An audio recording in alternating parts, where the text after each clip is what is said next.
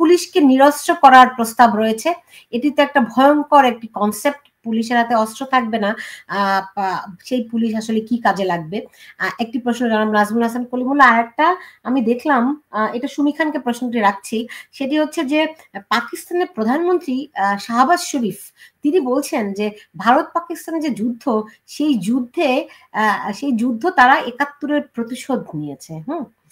তো আমার আমার আমার তার এই বক্তব্যটি শুনে আমার কাছে ভারতের জন্য মায়াই লেগেছে। বেচারা আমাদের জন্য যুদ্ধ করে, হ্যাঁ, যে কি যেন বলে না, যার জন্য করি চুরি সেই বলে চোর, রাইট? তো আমাদের জন্য তারা যুদ্ধে তাদের ২২,০০০ সেনা সদস্য নিহত হয়েছে, এবং এখন তাদেরকে ভারত বিদ্বেষের মুখে পড়তে হয়। পাকিস্তানের পক্ষে বাংলাদেশের সব মানুষ না, কিছু যারা ওই যে চাঁনতারা চায় সেই মানুষরা যখন বলে যে তারা পাকিস্তানের পক্ষে, তখন তো মানে তখন এটা মানে একজন বাংলাদেশী হিসেবে আপনি কি বোধ করেন? এটি সুমি খানের কাছে প্রশ্নটি থাকলো। নাজমুল হাসান কলিমুল্লাহ, যে পুলিশের অস্ত্র কেড়ে নেয়ার এই সিদ্ধান্তটি কি বাস্তবায়ন হতে যাচ্ছে, এবং ভবিষ্যৎ তাহলে কি হবে? দেখুন, পুলিশ তার যে মোরাল বা মনোবল হারিয়ে ফেলেছে, এটি স্বীকার করতেই হবে। স্যার আমি শব্দ চয়নের ব্যাপারে একটু সতর্ক থাকতে চাই, কারণ হারিয়ে ফেলেনি। আমাদের পুলিশ বাহিনী হচ্ছে সেই পুলিশ বাহিনী যারা রাজারবাগ মুক্তিযুদ্ধের সময় রাজারবাগের প্রথম প্রতিরোধ যুদ্ধ গড়ে তুলেছিল, রাইট? আমাদের পুলিশ বাহিনী মনোবল হারায়নি, তাকে মনোবল হারানো হয়েছে, তারা আক্রান্ত হয়েছে। আমরা মানে তারা হারিয়ে ফেলেনি, তাকে আপনি শোষণ প্রেষণ করে করে তাকে আপনি হারিয়ে দিচ্ছেন, সে হারেনি। আমি জানি না আমি বোঝাতে পারলাম কিনা। দেখুন, with due respect, আমি one of the co-authors of the first human rights manual for the police, justice Shovan প্রয়াত আইন সচিব ফারুক মহোদয়দের সঙ্গে মিলে আমি কো-অথর হিসেবে সে ম্যানুয়াল রচনা করেছি। সেটা প্রকাশিত হয়েছে, প্রথম রেফারেন্স পয়েন্ট এই সার্ভিসে। এবং দীর্ঘদিন ধরে আমি police staff college, detective school, special branch training academy, কারা প্রশিক্ষণ একাডেমি, এইসব প্রশিক্ষণ প্রতিষ্ঠানে পাঠদান করেছি, ইন্টারাক্ট করেছি। এবং সেই সুবাদে অনেক পুলিশ কর্মকর্তা আমার তত্ত্বাবধানে গবেষণার কাজ করেছেন।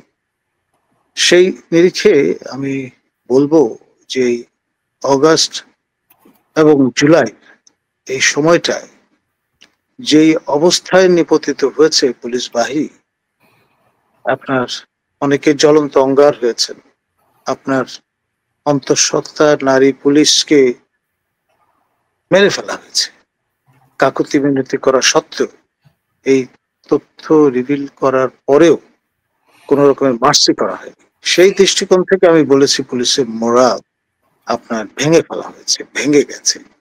এখন এটি নিয়ে আমার ধারণা বর্তমানে যিনি অবসরপ্রাপ্ত অবস্থা থেকে এসে বাহিনীর দায়িত্ব নিয়েছেন বা যাকে দেয়া হয়েছে, তিনিও অস্বীকার করবেন না।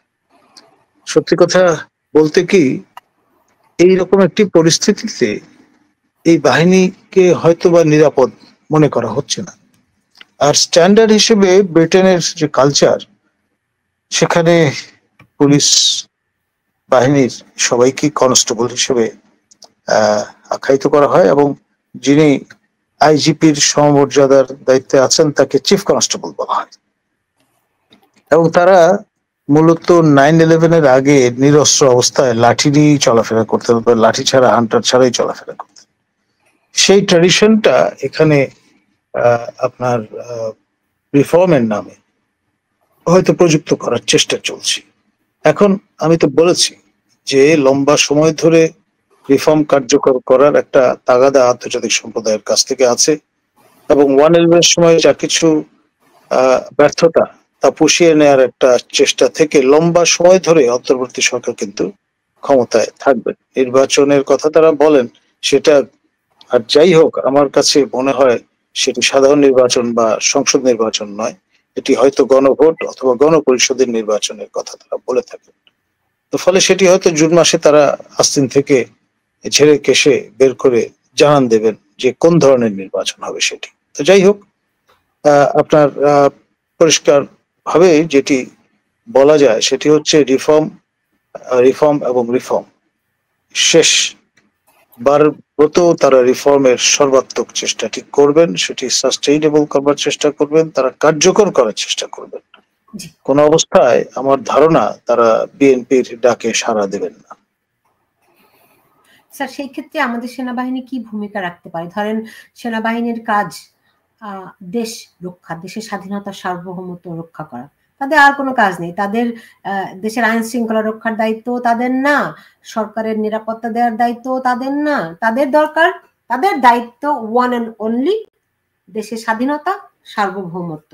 এখন যদি তারা সত্যি সত্যি জুলাই বিপ্লব ঘোষণাপত্র ঘোষণা করে, সেক্ষেত্রে তো আমার সংবিধান সবকিছু স্থগিত হয়ে যাবে, এমনকি সেনাবাহিনীও বিপন্ন।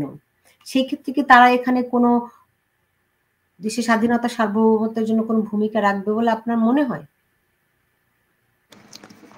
ওই পর্যন্ত বিষয়টা যাবে কিনা অথবা আপনার ব্রিদিং স্পেস থাকবে কিনা সেটাই এখন দেখবার বিষয়। আসলে সিচুয়েশনটা একটা আইবল টু আইবল টাইপের, বলা মুশকিল। জি জি, সুমি খান, আপনার কাছে তো প্রশ্ন একটু রেখেছিলাম, এটার সঙ্গে আরেকটি প্রশ্ন একটু যোগ করি।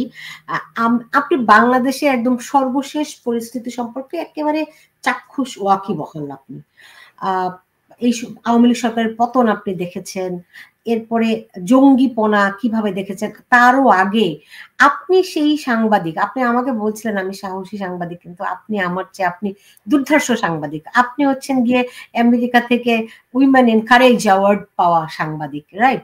সো কারণ আপনি জঙ্গিদের নিয়ে দীর্ঘদিন ধরে আপনি কাজ করেছেন।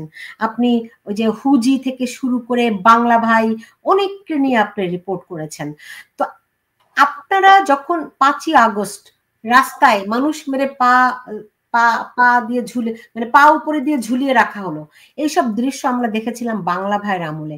এইসব দৃশ্য দেখে এর আগে কিংবা পরে আপনারা কি বুঝতে পেরেছিলেন যে বাংলাদেশে একটা জঙ্গি হামলা হচ্ছে? না, সেটা তো আমি একটা জিনিস একটু সূত্র ধরিয়ে দেই যে নভেম্বরে যখন রাশিয়ান পররাষ্ট্রমন্ত্রী এসে বলে গেলেন সেটা, যে আরব বসন্তের একটি ষড়যন্ত্র, এখানে ছাত্রদেরকে নিয়ে বিক্ষোভ করে তোমাকে দমন করা হবে, এবং আমি সেসব রিপোর্ট আইএনএস এ করেছি। টু ওস্ট হাসিনা, এটা হেডলাইন্স, হাসিনাকে পতন করার জন্য। এবং শেখ হাসিনা বারবার তার বিভিন্ন বক্তব্যে কিন্তু তাকে আমাদের সাংবিধানিকভাবে তিনি এখনো প্রধানমন্ত্রী, তো তিনি কিন্তু বারবার তিনি বলেছেন যে তাকে এই হুমকিগুলো বারবার দিয়েছে। কিন্তু মুশকিল যেটা হয়েছে, আপনি যেটা বলছিলেন যে এই যে শুভ শক্তি এবং অশুভ শক্তির তফাৎ কি জানেন তো? এখন পর্যন্ত শুভ শক্তি বলতে আমরা যাদেরকে বুঝাই, দেশপ্রেমিক শক্তি বলতে যারা আছেন, তারা ভয়াবহ বিচ্ছিন্ন। স্টিল ওদের মধ্যে কোন রকমের ওই দায়িত্ববোধটা আসছে না যে আমরা কি করে একাত্ম হব।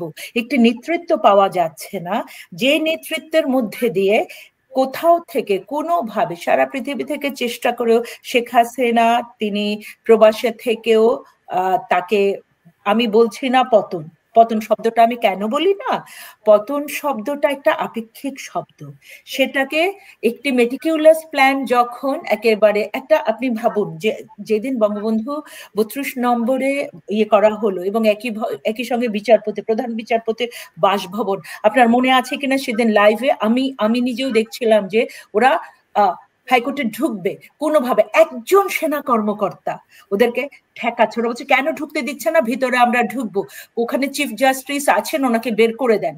হ্যাঁ, যে উনি কি ঘরে আছেন বা কোথাও আছেন? তখন উনি একটা কথা ওদেরকে বলেছিলেন, ওনার বাড়িতে কি আপনারা কিছু রেখেছেন? ওনার বাল্ব এভাবে দেখিয়েছে যে ছাদের থেকে বাল্ব খুলে নেওয়া থেকে শুরু করে একটা প্রধানমন্ত্রীর বাসভবনে একটি সঙ্গে সঙ্গে ইনস্ট্যান্টলি ঢুকে যাওয়া, আপনিও চিনেন প্রধানমন্ত্রীর বাসভবন, সেই বাসভবনের সঙ্গে সঙ্গে ঢুকে যাওয়া সম্ভব? 32 নম্বরের সঙ্গে সঙ্গে ঢুকে যাওয়া সম্ভব? আগে থেকে যদি এদের লোকগুলো ভিতরে না থাকতো, কারা সে? অবশ্যই তারা সেই জঙ্গিদেরই অংশ, তারা সেই জামাত শিবিরের অংশ, যে জামাত আপনি বলছিলেন ভারতের কথা, শিবির যখন একটা স্টেটমেন্ট দিয়েছিল, একটা লিফলেট প্রত্যেকটা শিক্ষা প্রতিষ্ঠানে দিয়ে দিয়েছে যে কালকে সকালে ভারতের পতাকা এখানে রাখতে হবে। বাচ্চারা স্কুলে ঢুকছে, বড়রা স্কুলে ঢুকছে, ওরা স্কুলে ঢুকবে কি করে? পতাকা না রাখলে স্কুলটা ওরা জ্বালিয়ে দিবে, পতাকাটা রাখলো। আর সেটা কি করলো? ভারতে ভয়ঙ্কর রকমের বাংলাদেশ বিদ্বেষ প্রতিষ্ঠিত হয়ে গেল, যেখানে ৭১-এ যেখানে ভারতের প্রতিটা নাগরিক বাংলাদেশের মানুষকে আশ্রয় দিয়েছিল, ভারতের সাধারণ মানুষের মধ্যে বাংলাদেশ বিদ্বেষটা ঢুকিয়ে দিল, যাতে ভারত আর কখনো বাংলাদেশকে আশ্রয় না দেয়। এবং একইভাবে এই যে একটা হিংসা, জিঘাংসা, বিদ্বেষের বিষ যেটা পাকিস্তান সবসময় চেয়েছে। আপনি যদি স্মরণ করেন মোদির প্রথম বক্তব্যটা, বাংলাদেশে যখন নরেন্দ্র মোদী প্রথম গেছেন, তিনি বলেছিলেন যে প্রায় ৯০ লক্ষ পাকিস্তানি সেনা কর্মকর্তাকে আমরা কিন্তু জীবিত ফেরত দিয়েছিলাম, কারণ আমরা আন্তর্জাতিক যুদ্ধনীতি মানি, না ফেরত দিলেও পারতাম, আপনারা যেটা করেন আমরা করি না। সেই যে পাকিস্তানের কথা বলছেন প্রতিশোধ, ওরা যে এখনো বলছে ৭১-এর প্রতিশোধ নিচ্ছি, প্রতি মুহূর্তে তারা তাদের পরাজয়, তারা এত ৩০ লক্ষ মানুষ, ৪.৫ লক্ষ আপনার নারীকে বর্বরোচিত ভাবে হত্যা করেও তারা একবারও নিজেদেরকে যারা অপরাধী মনে করে না। আজকে বালুচিস্তান স্বাধীনতা ঘোষণা করছে, আজকে জম্মু কাশ্মীরের মানুষজন মনে করছে যে আমরা চাই না ভারত ছাড়তে, আমরা চাই পাকিস্তান যেন আমাদেরকে আর নির্যাতন না করে। নিরীহ পর্যটকদেরকে হত্যা করেছে, কেমন কি করে? প্যান্ট খুলে খুলে হিন্দু কিনা দেখে। তাহলে এই ধরনের বর্বরতা তো ৭১-এ ওরা এখানে করেছে, সিরিয়াতেও করেছে। আমার সিরিয়ান একজন ডাক্তার বন্ধু, তার সঙ্গে জাদুঘরে পরিচয়, তিনি বলেছিলেন আমাকে, হঠাৎ করে একটা বই চেয়েছেন বইমেলা থেকে, ইংলিশ বই, রাও ফরমান আলীর যে ইন্টেলেকচুয়াল লিস্ট। আমি বললাম একটা ইংলিশ বই আছে, এটা দেখতে পারো। এভাবে চমকে গেছে, শিউরে উঠেছে ডক্টর মেথা। সে বলছে সিরিয়াতে আমি ডক্টর, আমার ওয়াইফ ইঞ্জিনিয়ার, আমাদেরকে এইভাবে লিস্ট করে করে হত্যা করেছে। এবং আমাকে এখনো পেলে, আমি কাতারে আছি সরকারের একটা হাসপাতালে, আমাকে এখনো পেলে মেরে ফেলবে, আমার স্ত্রীকে মেরে ফেলবে, কেন? আমি ডাক্তার ও ইঞ্জিনিয়ার তাই। তাহলে আফগান বন্ধু আমার, সে বলেছে ওর বাবা শিক্ষক, ইংরেজির শিক্ষক, অধ্যাপক, তাকে ৩৭ বছর আগে তালেবানরা হত্যা করেছে। ওরা শিক্ষাকে ভয় পায়, ওরা যে কোনো রকমের ইন্টেলেকচুয়াল একটা প্রজন্মকে ভয় পায়, ওরা একটা অন্ধকার নষ্ট দেশ চায়, যেখানে মানুষজন এইভাবে জামাত শিবিরের মতো, জঙ্গিদের মতো, হেফাজত আনসারুল্লাহ বাংলা টিমের মতো ব্রেনলেস একটা জেনারেশন চায়। যে ব্রেনলেস জেনারেশন আমাদের এখন তৈরি হয়েছে, একটা দুর্দমনীয় একটা হচ্ছে গিয়ে ভয়ঙ্কর রকমের বর্বর প্রজন্ম তৈরি হয়েছে। সেটা ওরা চেয়েছে, সেটা ওরা করতে চাইছে, কিন্তু বাংলাদেশ তো পাকিস্তান বা বালুচিস্তান বা জম্মু কাশ্মীর না। সুমি খান, কালকে আপনার সঙ্গে কথা হচ্ছিল আমার, যে আগে বাংলাদেশের বিভিন্ন অনুষ্ঠানগুলোতে যেসব প্রোগ্রাম হতো, তখন বিভিন্ন রকম গোয়েন্দা সংস্থার লোকেরা কিন্তু থাকতো, আমরা যাদেরকে টিকটিকি বলতাম। হ্যাঁ, তো মানে এই যে ৫ই আগস্টের আগে থেকে এই পরিকল্পনা বলা হচ্ছে দীর্ঘদিনের পরিকল্পনার ফলাফল। আপনি কয়েকটি ঘটনা, কয়েকটি অনুষ্ঠানের কথাও আমাকে বলছিলেন, যে পরিকল্পনাগুলোর মধ্যে এখন যারা আন্দোলনে মারাত্মকভাবে সক্রিয় তারা ওইসব আয়োজনগুলোতে ছিলেন, এবং আপনিও কোনো না কোনো ভাবে না জেনে বুঝে সম্পৃক্ত হওয়ার কারণে আপনি রিলেট করতে পেরেছিলেন, আপনি আমাকে সে কথাগুলো বলছিলেন। তো আমাদের গোয়েন্দা বাহিনীকে কি সবার আগে ধ্বংস করা হয়েছে? কারণ আমি এই যে যাদেরকে আমরা টিকটিকি বলি, তারা যদি থাকতেন তাহলে তো এই সব খবরাখবরগুলো সরকারের কাছে যাওয়ার কথা ছিল। তো এই গোয়েন্দা সংস্থাগুলো কি এখন আর এই সমস্ত অনুষ্ঠানগুলোতে উপস্থিত থাকেন না? সুলতানা, আপনি এটা বলাতে আমার একটা রেফারেন্স মনে পড়ছে। জনকণ্ঠে 2016 সালে আমার সিরিজ রিপোর্ট এসেছিল, যে বাংলা ভাই এবং আপনার এই যে জঙ্গি বাহিনী কিভাবে হত্যাগুলো করেছিল। সিরিজ রিপোর্টটা করার পরে আমার কাছে ডিজিএফআই এবং এনএসআই এর থেকে ফোন আসে, এবং তারা বারবার করে ফোন করছিলেন এবং তাদের হেডকোয়ার্টারে আমাকে যেতে বলেছেন। আমি তখন বলেছিলাম যে বাঘে ছুলে নাকি 18 ঘা, পুলিশে ছুলে নাকি 36 ঘা, আর এনএসআই ডিজিএফআই ছুলে তো 36 লক্ষ ঘা। আমি ভাই আপনাদের আমার এক্সপেরিয়েন্স আছে। এখন তারপরে ওনারা অনুনয় করে নিয়েছেন, এবং ওনাদের ঊর্ধ্বতন কর্মকর্তা আমাকে একটা কথা বলেছেন, যে আপনার এই যে সিরিজ রিপোর্ট থেকে আপনি গ্রাসরুট লেভেল থেকে জঙ্গিদের যে কথা তুলে এনেছেন, এটা আমাদের কর্মকর্তাদের থেকে আমরা পাই না। তাহলে কতটা হতাশা থেকে তারা এটা বলেছেন, এবং বলছে আমরা আরেকটু বিস্তারিত শুনতে চাই, এবং সেই কর্মকর্তাগুলোকে পরে বদলে বদলি করে দেওয়া হয়েছে।